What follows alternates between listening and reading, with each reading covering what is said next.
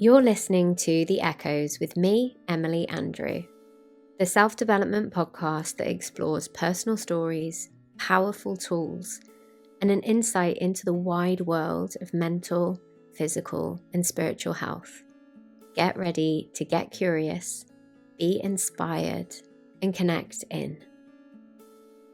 In this episode, we're diving into people-pleasing, a topic that many of us can probably relate to, even if we haven't put the title onto it yet.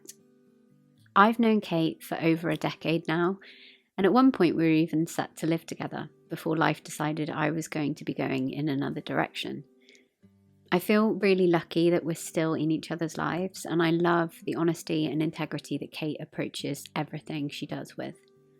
So without further ado, let's get talking about the power of self-validation from a self-confessed, recovering people pleaser, also known as Kate Okello Tarrant. Thank you so much for coming on today, and I'm really, really excited. I think we've spoken before on your Instagram, and it's a little bit of a full circle moment when we get together because we've known how long have we known each other? It's probably been like 11 years since Mount View. Yeah, it's definitely over a decade now. I think decades are quite special. Oh my gosh, over 10 years. Absolutely, but in different capacities, and yet we've kind of been moving in parallel with each other a little bit. We've kind of gone very similar routes, albeit for different reasons and for different motivations, but we've always kind of aligned in a way, and it's really lovely when you meet a similar soul. So no, it's really special. I can't believe that it's been a decade. It makes me feel ancient. I know. And I mean, back then we were both at Mount View, we both were training to be actresses, and now, you know, we're both in this kind of mental health space, which I think actually is very appropriate for both of our journeys. But also with the topic that you were coming to talk about, it actually links so much into acting that I found as well. Because you're going to come and talk about people pleasing today and that kind of validation from other people. Give us a little brief teaser before we get into who you are and what you do. You're right, absolutely. I think it's about the maybe being misunderstood, especially in a career or as a personality, and therefore creating personas sometimes to bridge gaps. So for me, since I was a child, I have always wanted to keep the peace. I've always wanted to keep others happy, and I've always wanted to be liked. Now we'll probably go deeper into that later on, but I think that actually that's then spiraled into who I very much am as a person and the career path that I took.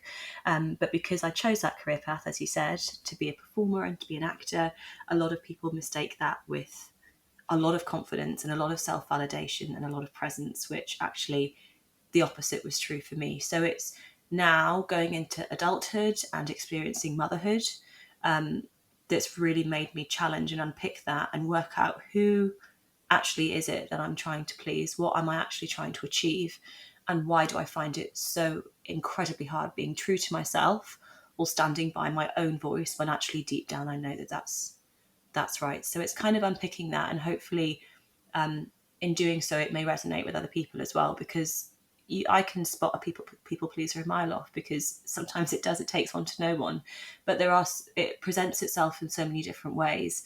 And I think until you're forced into a position where it's then starting to affect your mental health and your relationships with those around you, quite often we can just sweep it under the carpet and just, again, keep placating until it feels like it's gone away. But it eats up at us so much. And so I think that it's important that we have a little toolkit that we can draw upon to try and fight some of those urges, and to just find, it's a confidence really, but it's deeper than that. It's like it's just a trust and an acceptance of self, and not needing that to come from others. I can't wait to get into it. I cannot. So for people that haven't come across you or your work, how do you describe yourself? Who are you and what do you do? Cool, blimey. I am a classic jack of all trades, master of none. So I guess I'm a creative at heart is the best way to describe it. I'm an established actor and voice artist, and have been for the decade that I've known you, and I love it, like wholeheartedly love it. It's an incredibly challenging industry, but my only goal was to have it as my kind of full-time job. It was never for fame, it was never for recognition, really. It was just to be able to do what I love every single day, or as many days as I can. Obviously you can't do it every day in our world, but to know that that was my kind of, that was, I could proudly say it was my job, and I reached that and I was happy.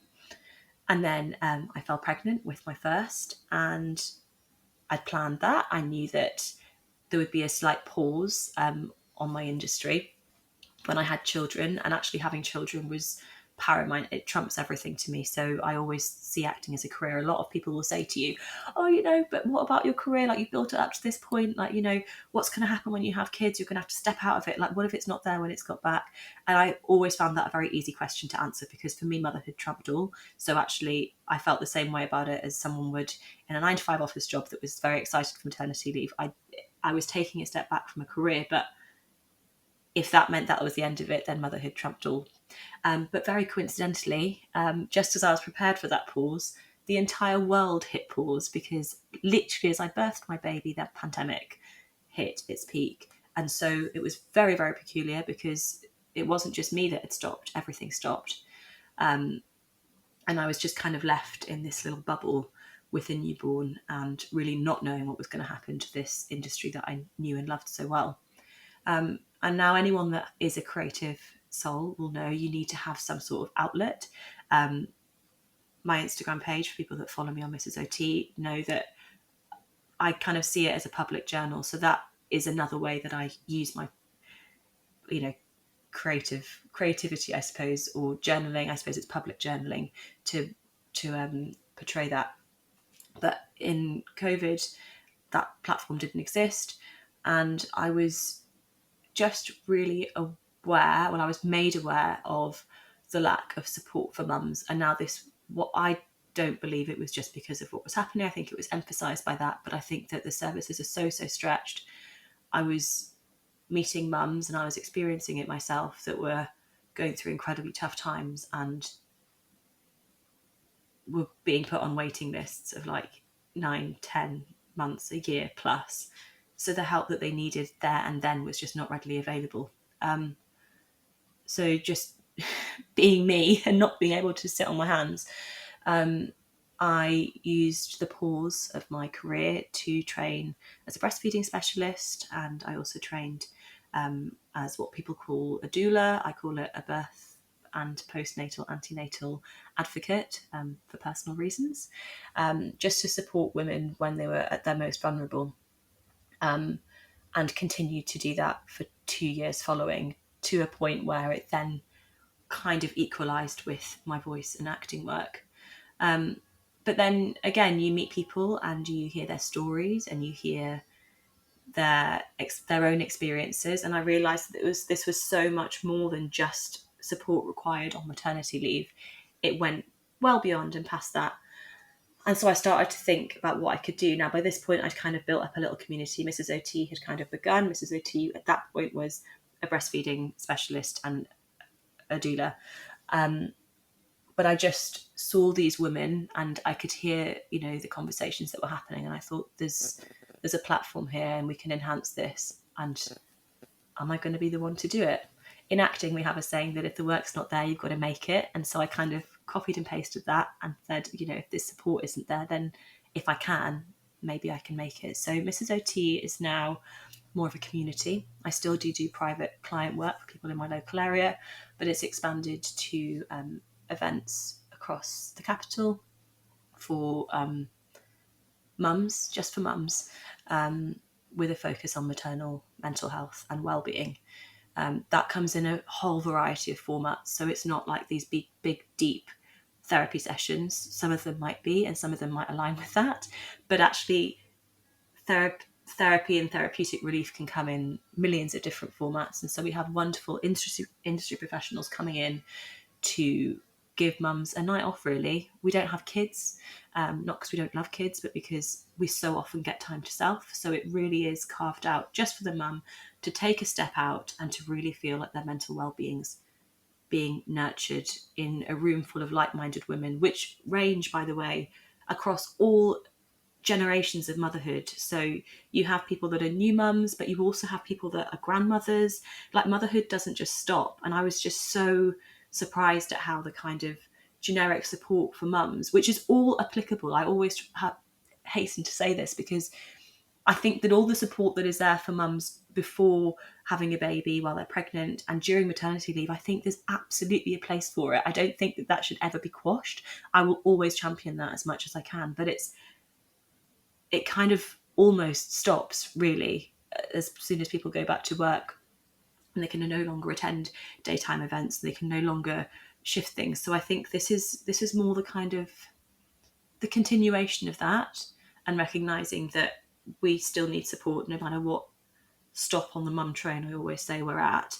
And we always need mental health support, whether it's our child's first day at school, whether it's our child's last day at school, whether it's our child going to university, whether it's our child having a child for the first time, or for the mums that have never had children in their arms. I always find that so compelling, and I find that such a hard narrative, because, you know, we think of a mum and we think of what motherhood is, and we have this kind of like societal definition, but actually you can be a mother and have known motherhood and not have physical children. So where's the space for mums that have acquired children through their partners? So maybe they've missed all of the kind of mum and baby groups at the beginning, but how do they then find their community after that? Or the mums that unfortunately have maybe fallen pregnant and lost that baby, they are mums. They have children. They might not be here present with us, but they're children. So it's creating a safe space where it's saying, if you identify with motherhood, this is a space for you. And so, yeah, so that's where we're at. And we do lovely events, sometimes online, which means it can be more accessible across the nation.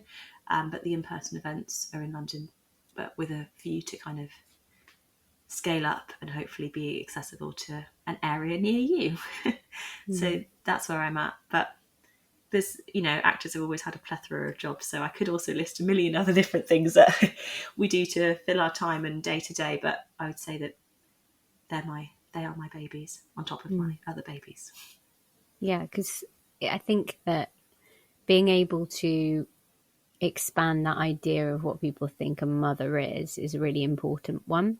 And you've always kind of said that the work that you do is in addition to everything that's already out there. It's not in replacement of, it's in addition to. And I think that approach in itself is such a breath of fresh air, because it's not about competition. It's not about valuing or devaluing somebody's role. It's just about being able to basically say, like, I see you and you're welcome here. And I think that is such a beautiful thing to be able to put out into the world with the work that you do. But, you know, it kind of has to be that way, or else I am then being contradictory to my own ethos. If you are promoting women supporting women, or mums supporting mums, or whatever those trending hashtags are, then you kind of have to stay true to that. Like, I'm not, if I go, oh, I'm all about women supporting women, but I'm trying to like override a market that already exists, I don't think that aligns very well. I think it's recognizing that actually together we can create the kind of full spectrum of support that mums deserve. And so, again, like my people-pleasing nature, I was nervous to even come out and say I'm doing what I'm doing, because there are groups that I very much treasure and have attended myself that I was worried were going to come back and be like, oh, but, you know, we're already here, and so you're taking my clients. But I never would, because actually they're getting two vastly different things. But if they need the support that you're providing and the support that I'm providing, then who are we to stop them from accessing that? In the same way that if they don't need what I'm giving them, but they need what you're giving them, I'm not going to be like resentful for the fact they're not. I just think we just need to make sure that it's all there. Motherhood is one of the most vulnerable times in our life, and I just think if we I don't want to think of women sitting on a waiting list where they can find that community available on their doorstep, or they can find that support, however that looks like. And I'll never take it personally if it's not what I'm presenting. But if it is, if they need that, then my God, I'm going to make sure I'm there. I think it's really interesting that you have that viewpoint as well, because it's so opposing to the acting world. Because the acting world is always thought as this kind of cutthroat world where everybody is against each other, and it's, there's only one part and you've got to get it. And have you always had that mentality of everybody and everyone together, or do you feel like it's something that you've gained with age and experience? I think there's a combination of both.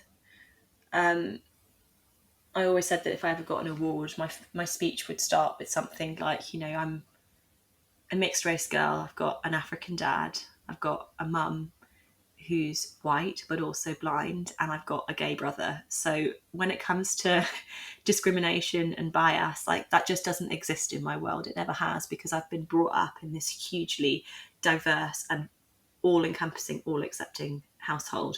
So I can't imagine people's desire or motivation to be racist. I can't imagine why people would call out disabled people, and I can't imagine why people would be in any way homophobic, because that was my reality and that was my normal. So I think I've always been inclusive, and I've also been on the receiving end of, I can be very open-minded, but I also was a mixed race girl growing up in Newcastle at a time where I was the only mixed race person in my class.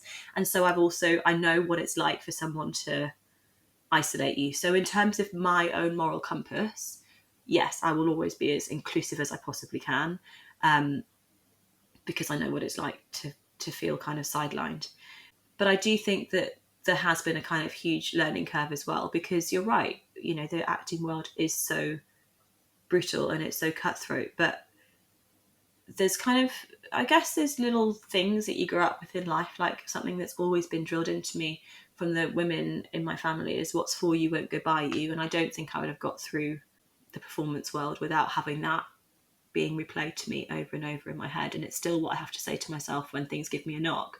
And as you get older, there's more of a chance to reflect, isn't there? So when you're younger, when things don't work out, you've not got that much of a comparison. So you just think, oh my goodness, I'm failing, or it's terrible and everything's going to go wrong, and I don't deserve this, or I'm not good enough, or I've not trained hard enough, or I should have learnt that better, or I shouldn't have had my script in my hand, even though they told me that I can do it with a script. Like, you can chastise yourself a lot more because you've not got comparisons. But I do think that now, being in my 30s, I can look back and say, all the time, I can visually see all the times that it didn't work out, it did, if that makes sense. Like, it somehow balanced itself out. It's somehow, I've got to where I am, and actually everything did line up as it was supposed to.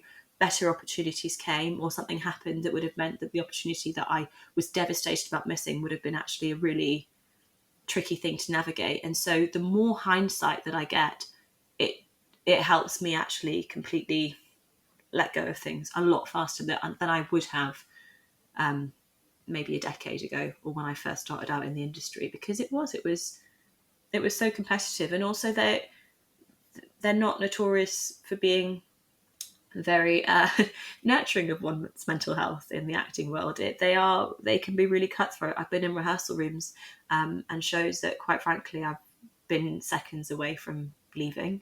I've had my agent on the phone asking, do I need to make that phone call because of the way that they're talking to you?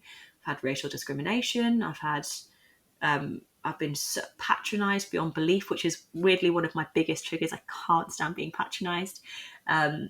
And I've had people asking me to thank them for my career, saying that, you wouldn't be here if I hadn't given you these opportunities. And I think they can, when they're coming from voices that are respected in that world, even for someone that can, drill in what's for you won't go by you, that's more personal. And those things were the things that I think I found harder to unpick, because I couldn't understand why they would say something without motivation, the kind of like whole no smoke without fire. So maybe I thought, maybe I am being ungrateful, or maybe I should be submissive because you've got me in this room and therefore I should be grateful to you. And actually that took me a little bit longer to go, actually I should have, like, now I would have left that show halfway through the rehearsal process, but I was terrified of how it would impact my career. But actually, I think the impact on mental health is far more important. But you don't see that until you have the repercussions. So yeah, some of it's innate and some of it's definitely learned, and still very much learning. I still have knee-jerk reactions to things and I have to talk myself out of them. So we're still very much on that journey. I think anybody who has been in, the acting environment, but obviously this spans out way much further.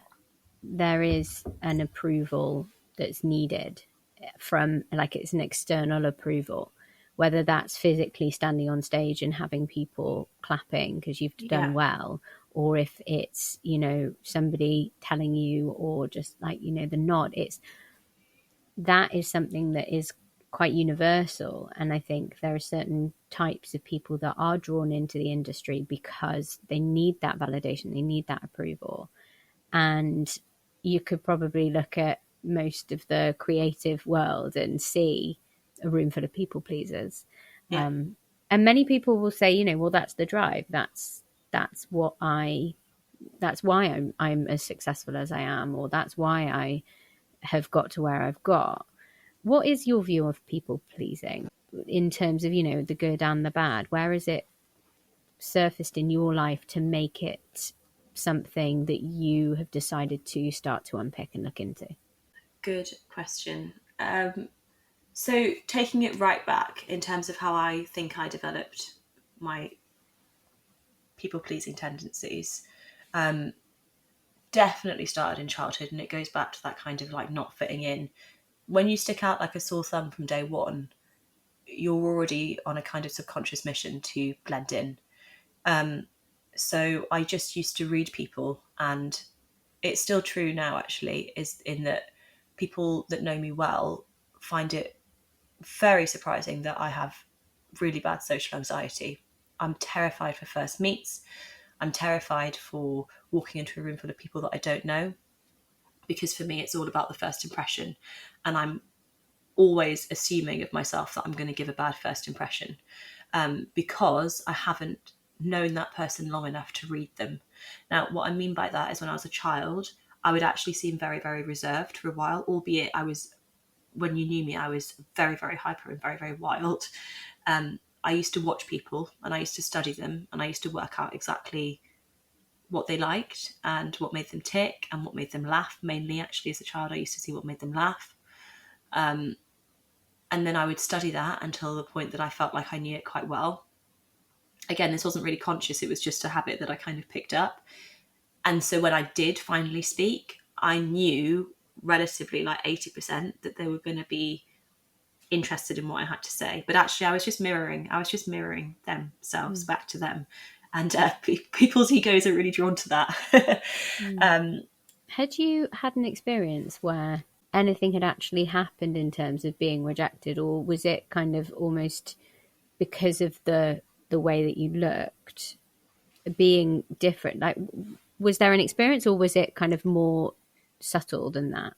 No, I think there were subtleties in terms of sometimes experiences can be as surface level as looks. When you join a new school for the first time, kids aren't shy. They'll stare at you, and if there's something that they're not used to seeing, they're not shy about it. They're not. Adults are very coy, and as Londoners in particular, we keep our heads down. But kids are just they say it as it is. I remember that I said once to, funny what your core memories are, but I remember being so excited because there was a girl in my class called Megan that had always used to talk about going to brownies, and I joined the same brownies as her, and so I was skipping into school to tell her that we could go together on that Tuesday evening. I was 6, and I came running in and I was like, oh my gosh, Megan, I was like, I've joined brownies too, like I'm going to come to your brownies. And a guy called Mark like pushed her out of the way and was just like, no, you're in brownies and Megan's in whiteys. And I was just like, oh, he was like, no one's going to come to yours. And I was like, oh. And I think, again, because I'd come from this like really diverse household, I was almost cocooned in that was such a rogue comment for me, but it kind of solidified that the looks that I was getting were because I was standing out to people. Now, I'm sure there was other elements, but for some reason that one was always stuck in my mind. So yeah, there were judgments, and I think as I got older, you have conversations with your parents, and my parents, being an interracial couple back when they started dating, was like very, very taboo. It's not in the same way that you'd see it now in the streets. So they'd had to overcome their own hurdles, and we're quite open as a family. So they were quite open in expressing them. Even my grandparents, who are now, very liberal in that sense, at the time they were terrified as to what it was like for their daughter to be dating an African. So I think that, as time goes on, you do kind of become more aware. And so that behavior maybe just then got exaggerated. And it almost just became a way of life. Like, I was not consciously thinking, I need to do this to protect myself. I just, from a young age, had been doing it, and therefore I saw that it worked and saw that it kind of placated most people, and then did that. I never was particularly part of any friendship, like obvious friendship groups in school. My actual true friends were often individuals from the different groups, because once I got to know them, I actually gravitated towards them naturally. But I found, cliques and all of that kind of stuff incredibly hard to navigate and very daunting and overwhelming. And so I just kind of almost disassociated with my true self for pretty much all of school. Like, I really don't when I look back at myself in school, I really don't recognize who I am.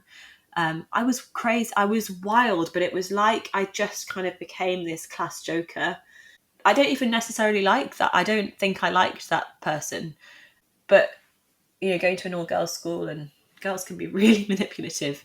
And so I think there was elements of me that joined in with that. And, if someone responded well to that and I was kind of mimicking people that were doing it, then that got a good response. So I'd do that for a little bit. And then if something happened that was funny and like I made someone laugh, I would just do it over and over again until suddenly I just was terrified for anyone to almost notice that I was different, that I just did everything that I could to fit in.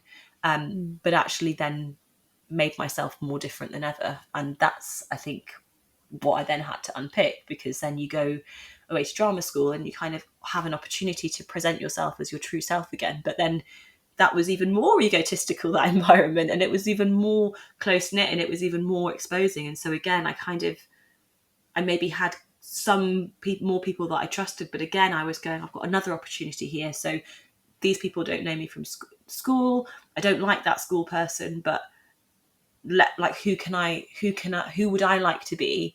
And again, it was maybe a kinder, more gentler version of what I'd created, but it was still not me, because I couldn't possibly let people see that, even though she's not that bad. So that's, I feel, where my people pleasing tendencies have come from. And then I think when you see it in other people, I just always think, like, what's happened to get you here? I know that you're not doing this because it makes you happy. It's a form of self-protection, and it's kind of questioning what are you protecting yourself from, and what really is the worst that can happen if you let that go. And I think for me, the worst that could happen is that it wasn't as bad as I thought. And so I think that was what let me slowly unpick it, and accept that that's what I was doing. And I think that, anyone listening to this, I think that really should be the first question. What's the worst that can happen? Are we talking about losing a couple of friends? Are we talking about losing a status? Is the outcome really as bad as we think? Or would it provide us with more peace just to give in and let go of all of these masks and all of these layers that we've built up?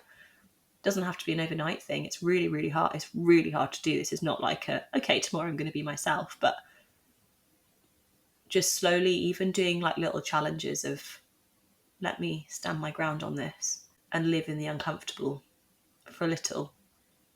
and then maybe just go, actually, I thought this was going to happen, but it didn't. And maybe that can be the catalyst to be a bit more vulnerable, a little bit more, realise that it's not as scary as we think.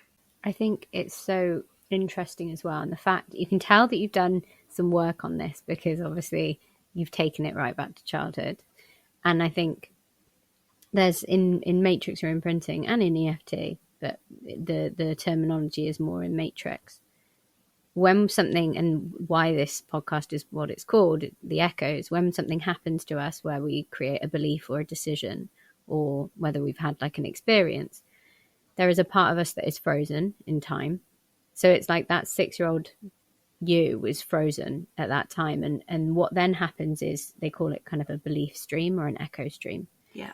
And because we have had this belief of, you know, whether it's I'm not good enough, whether it's, you know, I need to protect myself, whether it's, you know, I don't fit in, whatever it is, we start to attract the experiences that it's a bit like with our reticular activating system. It filters out important information, and the important information here is like, okay, well, this is our belief, so we will find reasons why and experiences to kind of uphold that, and it gets stronger and stronger the more years that you go through it, and there are more examples, more experiences, you know, all of those times where you molded yourself into different versions of you to kind of please other people, to kind of keep yourself safe and protected.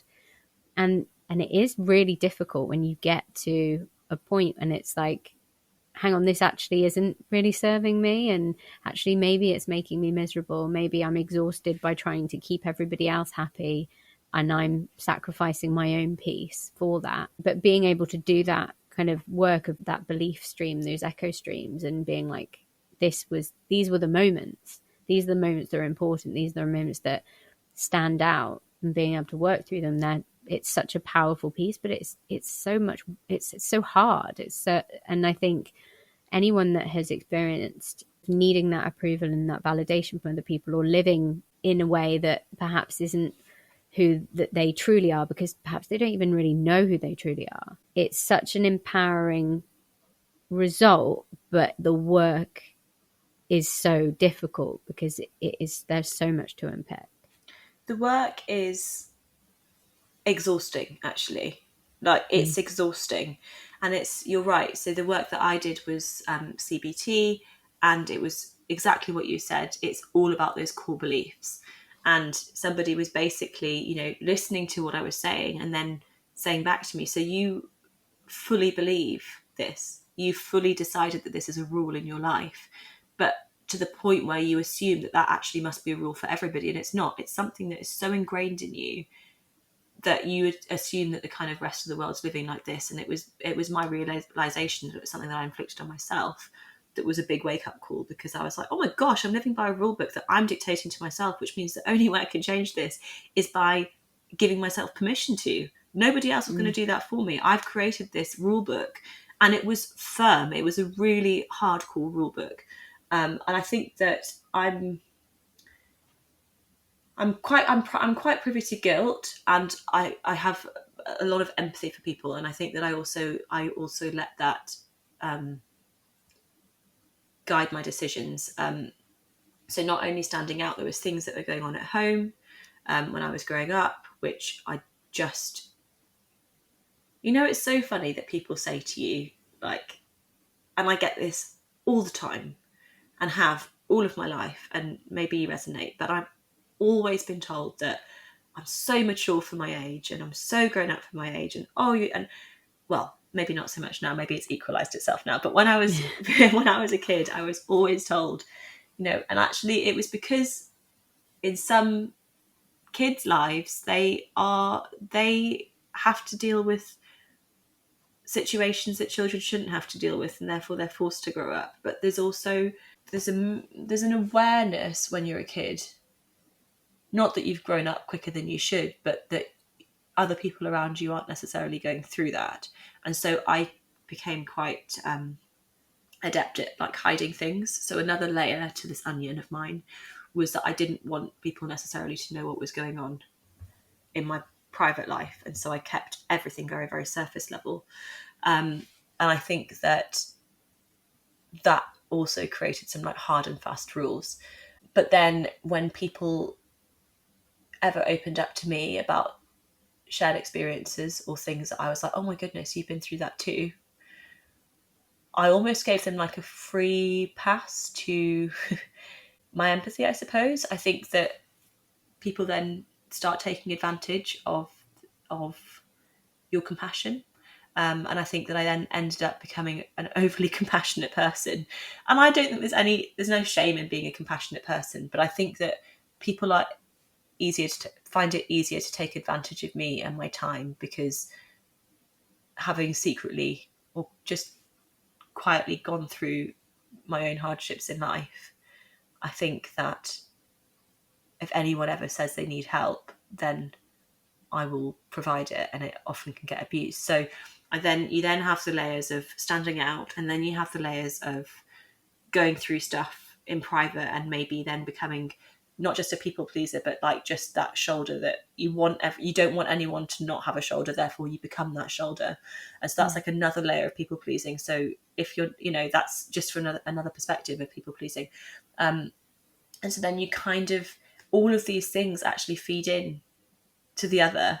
And so then they became my hard and fast rules, that there are always people worse off than me, and I must make sure that I'm always available to people, because I know what it's like when you feel like there's nobody available to you.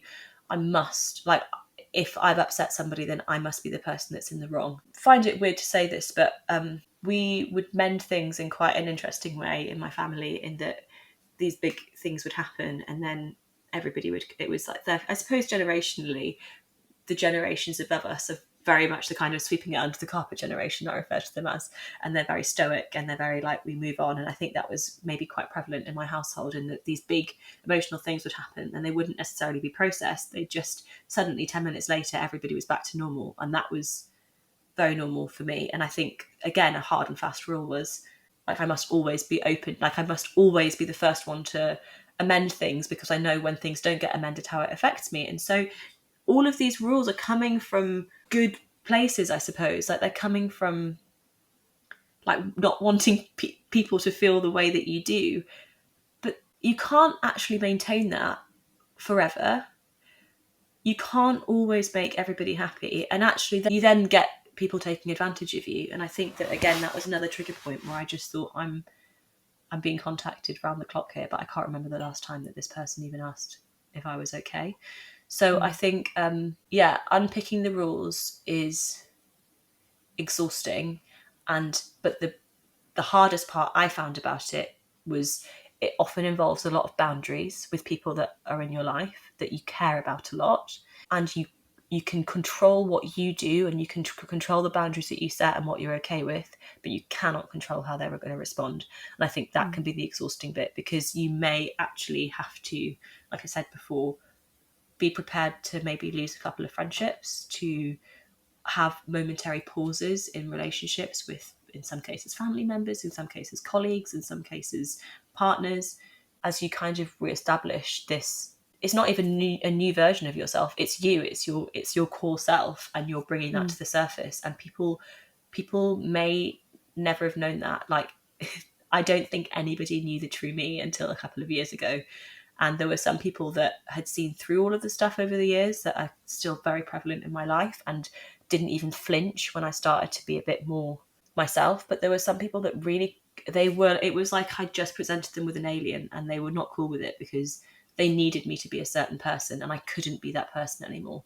And so I think there has to be an element of preparation of, if you're going to do this, which I think everybody should do, I don't think anyone should ever hesitate doing it, but I do think there has to be an awareness of this, the changes that happen, not so much just with yourself, but the impact on those around you. And I think they were the hardest bits of unpicking those, I must do this, I must do that. Well, what happens when I don't? What's going to happen? I think that people pleasing in its essence is a way of controlling the world around you, because if you placate everyone around you, if you make everyone happy around you, then there is an element of being able to control an outcome. If you're always that person who has the bag full of all the snacks and the ibuprofen and the paracetamol and, you know, the bite kit and, you know, the tetanus jabs and, you know, whatever. Like, you've got all the stuff with you all the time. You become needed. You become somebody that people will gravitate towards and who will want to be around because you're useful. And, you know, most people pleasers are lovely people as well, but that isn't because they're a people person. That's because they're a compassionate person that cares about people. But sometimes people pleasing, when it is kind of really blown out of proportion, it is an element of controlling the world around you. And I think that in itself is difficult, because the remedy of that is actually being able to put yourself into situations, like you said, that you don't have control over. And, you know, you never, nobody ever has control or is responsible for somebody else's emotional reaction. Yeah. It's not, that isn't a thing. Somebody else's emotional reaction is their responsibility. It's not yours. And that's sometimes the hardest thing, because when we have got people in our lives that react maybe in a volatile way, or just maybe react in a way that makes us feel uncomfortable or uncertain, the automatic response that we do is go, right, well, I've got to make sure that I can be sure about what's going to happen here. 100%. It's the joy of actors having scripts. And I script things in life. So it's going, the joy of a script is that you know what the journey of that character is. You know the beginning, you know the middle, and you know the end point. And so there's a huge security in that. And so it's easy to step into a character's shoes, for example. And even in life, I don't know if anyone else does this, but I will practice conversations that I know I'm going to find difficult in my head. So I've already almost preempted the potential extreme reactions so that I'm not left in the lurch. I you know, that's it. You're right. It's another element of control, because you don't ever want to feel vulnerable and you don't want to feel like somebody's caught you out. So I will spend hours, literally hours, if I know that I need to speak to somebody about something, I will write it down, or I will literally just repeat words on my own in a room over and over and over, so that I'm 100% sure with where I stand, so that if they come back with any kind of curveball, I'm prepared for it. But that is also exhausting, and you can't control it, and you may feel prepared for it, and that might provide you peace, but there are infinite responses from people, and therefore it's really, you can maybe think you can predict that person because you do what I do and you've literally spent your entire life trying to read them and try to understand them. But we can't. You're absolutely right. And then it hurts even more when it doesn't go to plan, because then you then take it on as a personal, well, you take it on personally, don't you? You go, well, actually, I planned this out and I thought it would go this way and it hasn't. So I wouldn't, you know, past me, or like recovering me, I suppose, would, if a conversation didn't go to plan, or they don't listen to me in the way that I need them to, or they've decided that I mean something different to what I actually mean, my knee-jerk response is that that's my fault for not delivering it properly, and I haven't prepared properly, or I haven't got it across. But actually, not everyone wants to listen. Like, not everyone's even fully listening. Like, not they've sometimes, in the same way that you've decided how you want that conversation to go, so have they also know that conversation's coming, and they've decided that no, there's nothing that you can say that will change their mind.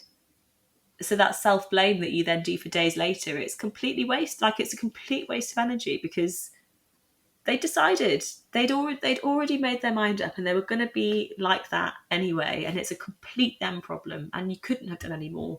And you've tried to rectify a situation in some circumstances, and it's, yeah, you can't. And I mean, again, that leads on, I'm a complete control freak as well, like a complete control freak. Luckily my husband's not here, or else he'd like be running in being like, I agree. But but it's, again, that comes from needing it. If there's moments of chaos in your life, you seek the antithesis, you seek control.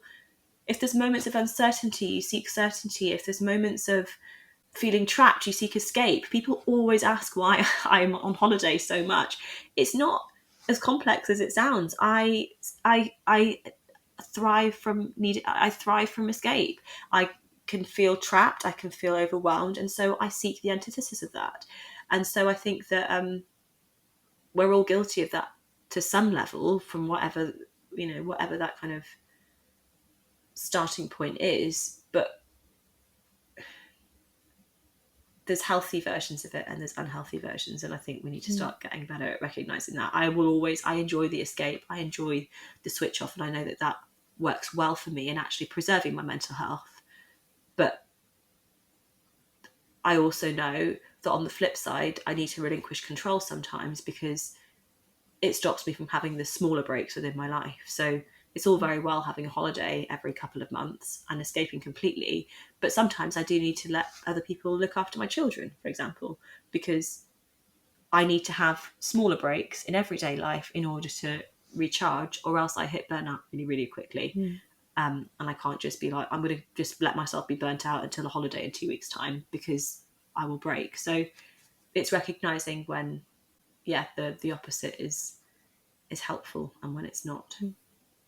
And I think what you described in terms of, and obviously these are all very much like personality type, people pleasing, over like a control freak, Perfectionist, perfectionism, like usually catastrophizing goes into that all or nothing thinking, where everything is quite black and white.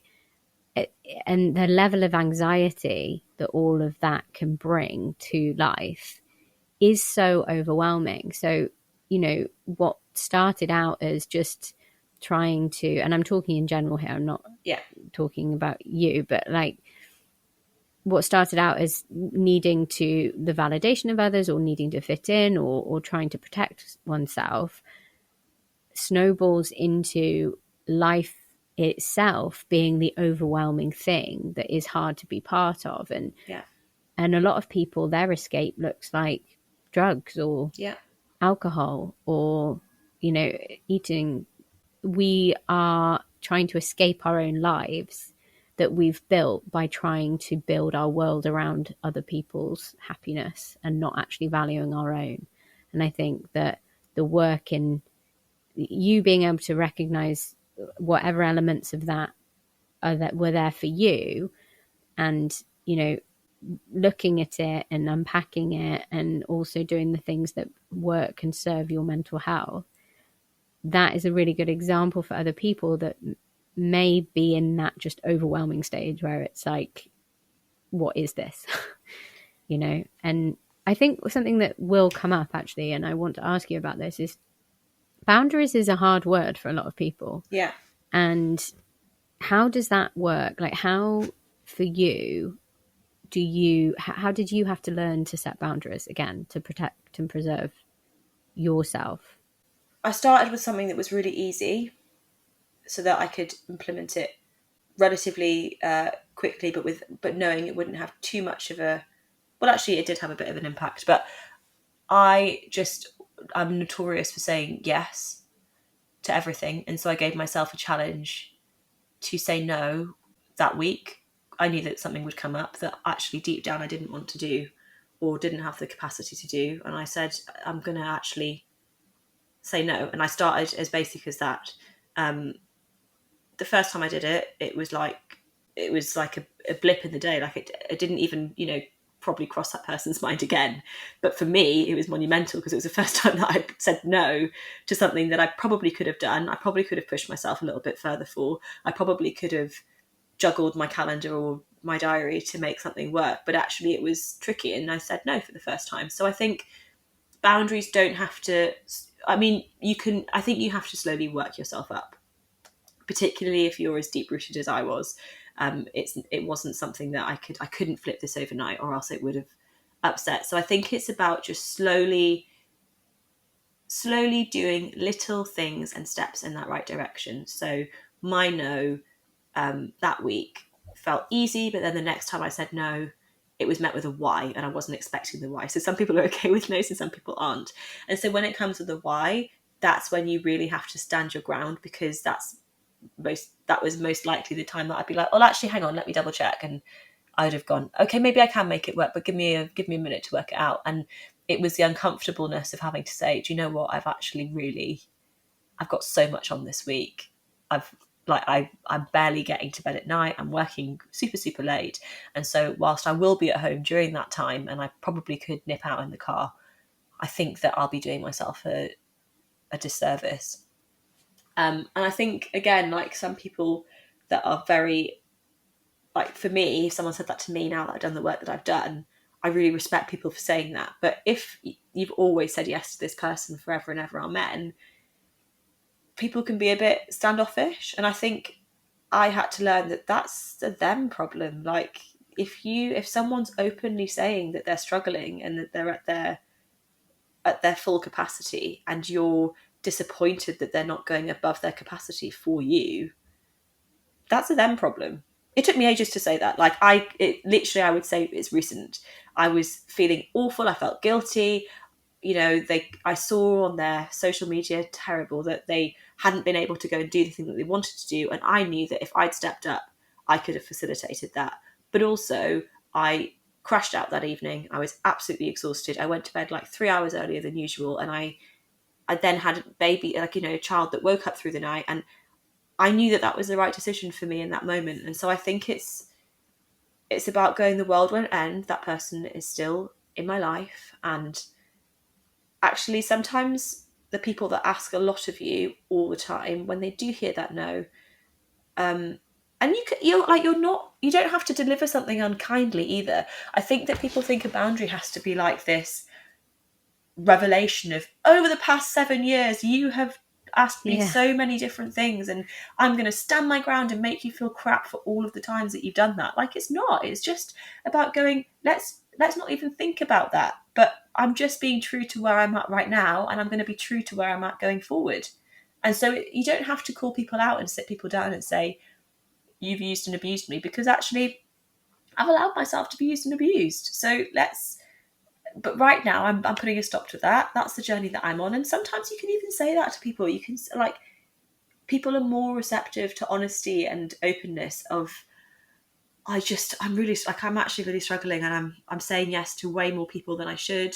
And so if I take a step back for a little while, I just want you to know why. And sometimes that's all that people need to go, that's fine. So start with little things that are easy to implement. What is the thing that is your Achilles heel? What is it that people always manage to win you over with? And what is something that you do frequently enough that you might actually be able to start making a shift on? Because that tends to be the easiest one, because there's lots of different, receptive audiences to that. And you can maybe start with someone that you think might take it a little bit easier than somebody else.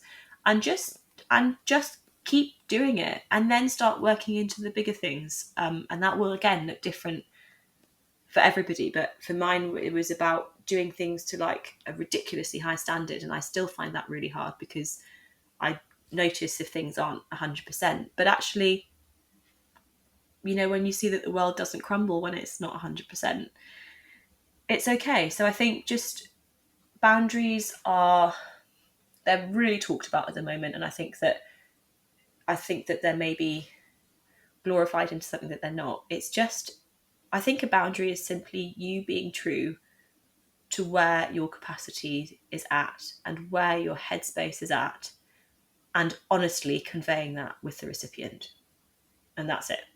And if someone wants to talk to you deeper about that, then they can. If you feel like in the beginning it's easier to be more open about it and tell them a bit more of where you're at generally, fine. But it should just then hopefully become a natural response, that when you can do something, you will, and when you can't, you can't. And when you can make that person happy, you can. But when you can't, you can't. Like, you can signpost too. Like, I often have it, a lot of people that are ex-clients that I've supported will come. It's why my number has to be private now, unfortunately. Everyone that I call is like, hello. But it's because I've called people for one appointment, and then they've then been messaging me throughout the night, you might have had this experience. And it's not because I don't care for them, it's not because I don't love them, it's because it's 3 a.m. and I haven't got my work hat on. And if I replied to every single person that needed help, I would literally not be able, I wouldn't have any time left in the day. And so my boundary was is that I had to make my number private. And so when I call people, it's about that one-off. And if someone wants to contact me via my email about something out, separately, I know that I can check that on my own hours. It's not encroaching on my personal life, and I can signpost. So I'm not responding to women saying, oh my goodness, like, you've bothered me at 3 a.m, how dare you? Or, oh my goodness, like, we've had our appointment, like, you need to book in for another one, like, you shouldn't be asking me these things. I would the boundary is simply, where you can contact me if you have a question, and either I will be in a position to help you, or I will be able to direct you to somebody that can. And sometimes it's delegating, sometimes it's going, I'm not qualified for this. Working in the mental health world, I often find that sometimes friendships can cross boundaries. And so because they can see visually that I'm an empathetic person, they will often maybe cross a line that maybe you wouldn't in friendship, I suppose, in other friendships, I suppose. And so I often have a lot of weight that's on my shoulders because someone's put me in a position whereby I can't concentrate on anything else that day because they've imparted some information with me, or they've spoken particularly about like their mental health in such a way that I'm worried about their state of mind, or I'm genuinely, honestly worried about their life. And for someone that's lost people, and to not particularly pleasant ways, that's very, very triggering for me. And actually, they've mistaken the fact that I work in the mental health world as I am a professional trained to support them on that journey. And I think that that can become really, really tricky. But again, the boundary is being honest and saying, I can see that you're struggling and I am here for you as your friend, but I can't be there for you in that capacity. And when it comes to things that are kind of that extreme, they were really, really hard, because I remember thinking and saying to people that, because they were going, no, like, you can't, you've given everything. You've really given everything. You can't continue like this. It's like, it's now affecting your mental health in such a way because it's bringing back such traumatic memories. And I remember being like, but this isn't just a case of not picking someone's kid up from school. This isn't just a case of, not being able to bake some cakes for the cake sale. This is a case of, I'm talking to you about potentially taking my own life, and I'm saying I can't show up right now in the way that you need me to. Like, I'm here and my inbox is open and my door is open, and like, but I can't provide the therapy really that you need to change this headspace. And they were some of the hardest boundaries. It happened in a couple of instances actually. And I just thought the kind of payback would be, if anything were to happen, I know that my core beliefs would lead me to believe that I'd not shown up, or I'd let that person down. And they were some of the most incredibly hard conversations, and unfortunately impacted friendships, because I think I was then scared to get close again, because I was scared to be the person. I would have 100% blamed myself if anything were to happen. So there are some boundaries that are easier than others, but again, it's doing the work to know that you're not responsible for somebody else's state of mind, particularly when you're coming from a place of empathy and compassion and love and care. Obviously, you're not a perpetrator or someone in a kind of abusive position. You can only be so much to somebody, and there may be if you're in the industry or the world that I'm in, there's sometimes the boundaries that are the hardest to set. But it's a progress, and it's a learning, and it's rewiring yourself to trust that you are doing enough, and you are giving, but you can't. We're not endless. We're not endless cups of water that can just keep pouring and pouring and pouring, even if our whole body wants us to be able to. There's not one person in this world that can keep doing that. Yeah, sorry, that got quite dark and quite deep quite quickly. But I think it just is the true nature of it all. People think of people pleasing as this throwaway thing that, it's just, it's just trying to keep everyone else happy, and it's trying to do everything and be everything for everybody else. But actually, it goes so much deeper than that. And I think that that is everything that you've said is valuable. It's necessary, and people will see themselves and resonate with it because it is quite a universal feeling. And whether you're working in the mental health area or not, there's a lot of times in life where we do feel responsible for somebody else, and whether that be our family or our friends, there is such a burden of responsibility.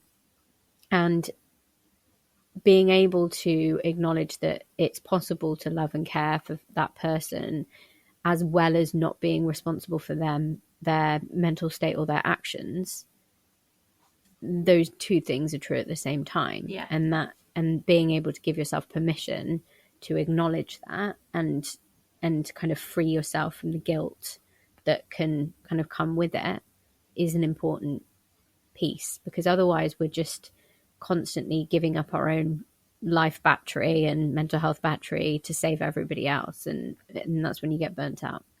And I think that absolutely, and just off the back of what you're saying there, I think that a lot of people that will be similar nature to me, I think that we often show up for people and do a lot of listening, but sometimes also not a lot of sharing. So I've another kind of trait that I've had to learn is to be a bit more open about what's actually happening in my world. It's really key with Mrs. OT, actually, and I think that I've, even if my community is not benefiting from it, I am. In that, sometimes I think that people don't know that what they're saying to me is triggering, and sometimes it's also my responsibility to impart that information. Now, you don't always have to go into detail, but now this is a very strange story and a bit of a tangent, but when I lived in Fulham, we had neighbours upstairs that were really loud, like super, super loud. They were Spanish, and they used to call their family back in Spain like every morning to check in with them. And they used to do it with the windows wide open. So if it was hot and we had our window open in the bedroom underneath, like the first thing, like 5:15 in the morning, it would be like full volume. And I used to get so irate. I used to almost be lying down, counting down, ready to get angry, because it was I just found it baffling that they were like cool with sitting out their window having a ciggy and just like shouting across the world. But important life lesson, because as I sat there getting angry, and I let this go on for weeks and weeks and weeks, I suddenly realised, and I was like, can I really get angry at them? Because for all they know, I can't even hear. Like they might have thought, oh well, it's been weeks now, and if no one said anything, then actually maybe they've got their window closed, or actually I'm not as loud as I think I am. And so I said to them once, and it was I don't really like confrontation, so it was a very uncomfortable conversation that, again, I wish that I'd had so much sooner, because it was actually relatively easy. I was just like, I'm really sorry, but our window's open too. And I was like, we've been woken up at like 5:15 every morning for however long. And I was like, I don't mind you being on the phone, but do you think you could be a bit quieter, or maybe do it inside before going out? And they're like, oh my God, I'm so sorry, I didn't know you could hear. And it was a bit of an important life lesson in that, as humans, so often we get angry at other people, but the other people don't know that we're angry about it, and therefore they're not adjusting their behaviour because they've got no idea that it's bothering anybody. And I think that we kind of have a responsibility to convey that, and then I think you can get angry. So I think if I had then had that conversation with them and said, I'm really sorry, but like I can hear this and it's waking me up every morning, and they basically gone, not my problem, and then continued to, then me lying there in my bed in the morning getting angry, I think is somewhat justified. And so, bit of a strange tangent, but bringing it back to this, I think also, if we are quite private people are relaying all of this stuff to us because they maybe think that we're actually coming from a very stable place. We're actually quite stoic, hard-skinned people, and because we're renowned for kind of supporting other people, they just assume that it comes easy to us, and we haven't got our own triggers within that because we've never openly discussed them. Now, I don't think anyone should have to go around and like openly discuss all their triggers, because that would be, quite frankly, triggering, for want of another word. But to be able to convey, I really appreciate that you feel like you can come and talk to me about this safely. I actually had a situation a couple of years ago where I lost somebody along the lines of what you've just said. So I find these conversations really hard to have, and I want you to be able to have this conversation with someone that isn't going to emotionally react in the same way that I am. It gives it, then your cards are on the table. You haven't got to say who that person was, you haven't got to say anything. And obviously that's a very specific situation, but it was relating back to what I said before. But there are so many situations where I think that people do not know that it's affecting us, and that's another form of boundary, where you can tell someone that it's affecting you without having to be explicit. You still might want to be a private person. There's still stuff that I will keep with me to the grave, because quite frankly, I don't want to talk about it. I might talk to a therapist about it. I might talk to someone completely out of the situation, but that person sitting in front of me in that moment does not need to know that information about me. But they might need to know that that information exists, because then they can perhaps at least have that in the back of their mind when they're saying these things to me. And so then when they come to me again, and I've already explained that I find that really tough, it's easier to affirm that boundary because you've given them the platform. Whereas if someone's, I don't want people to feel awful either when because if you let it go on for so long and then you say it to them, it's almost then the embarrassment and mortification from that, from their side, can be like, I can't believe that I've been saying this and she's gone through this and I've been doing it for months and months and months. And their frustration will be, I just wish she'd said something. And so if you can just think that people are wishing that you would just say something, I think it helps maybe set a boundary before a more firm boundary that could potentially actually affect a relationship more drastically needs to be set. So I think that we've just got to we've got to find our safe level of sharing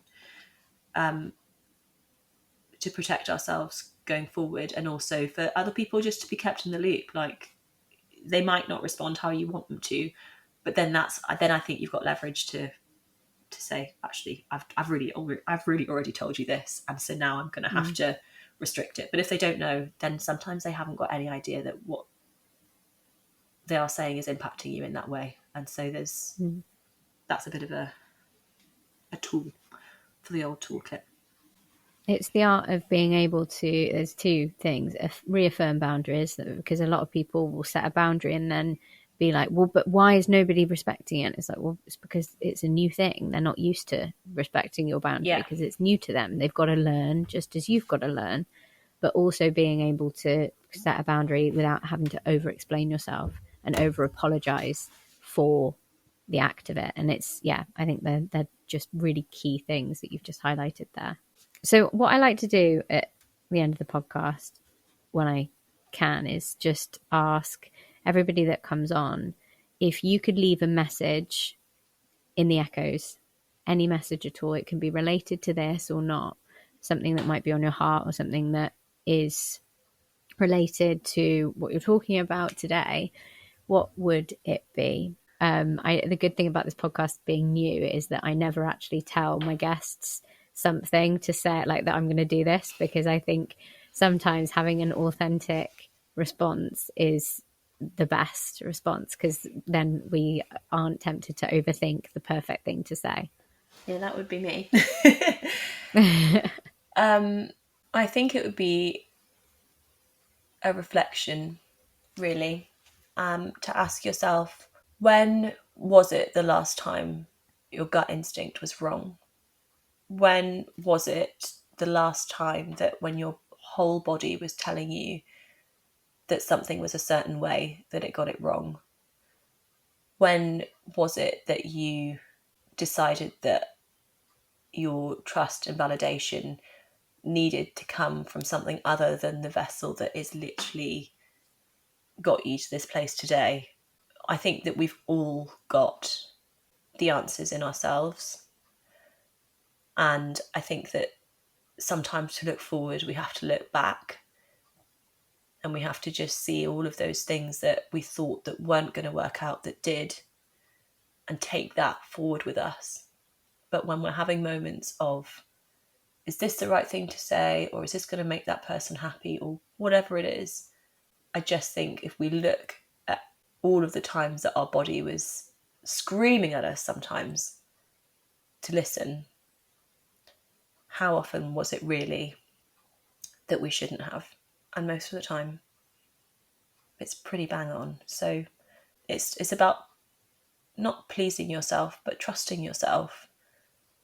You can't like everybody, and not everyone can like you. You can't please everybody no matter how hard you try.